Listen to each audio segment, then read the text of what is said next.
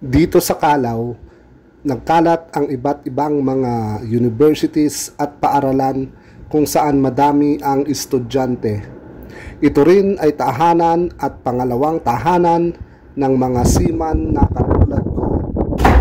Dito mo makikita ang United Nations Station LRT-1. Madami din ang mga pagkaing nagkalat dito. Dito sa may bandang Maria Orosa Street ay nagkalat at tumatambay ang ilan sa mga seaman na nakababa na o pasampa pa lamang ng barko. Madami din ang mga merienda ditong mabibili katulad ng yan. Nakikita po ninyo ang banana Q na niluluto ni Kuya at hinahalo-halo pa. Ito ang madalas na merienda at ang chess ay libangan ng mga naghihintay na seaman para matawag at mag-report sa kanilang mga opisina.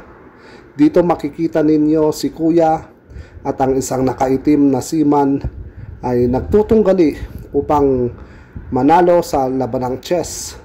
Meron din ditong money changer na nagtatanggap ng kahit anong klaseng pera.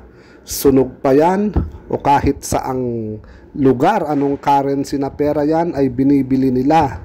Nagkalat din dito ang iba't ibang mga items na gusto mong o hinahanap mong bilhin.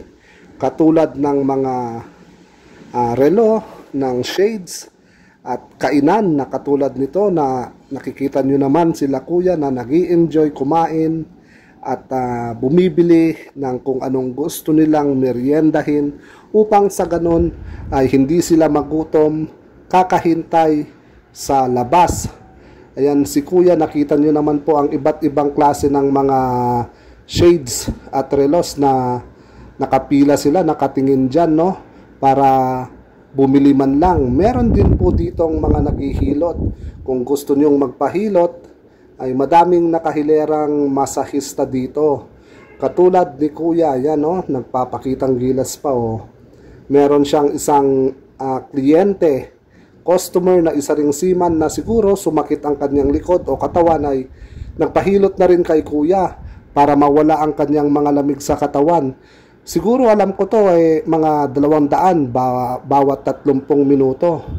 At si Kuya Joy Rider ay tumigil upang kumain naman ng makamasang pagkain na pares. At syempre, mawawala ba naman ang tusok-tusok katulad ng fishball, kwek-kwek, hotdog, kikiam, yan no, all-time favorite po, hindi nawawala sa pagkain kalye yan.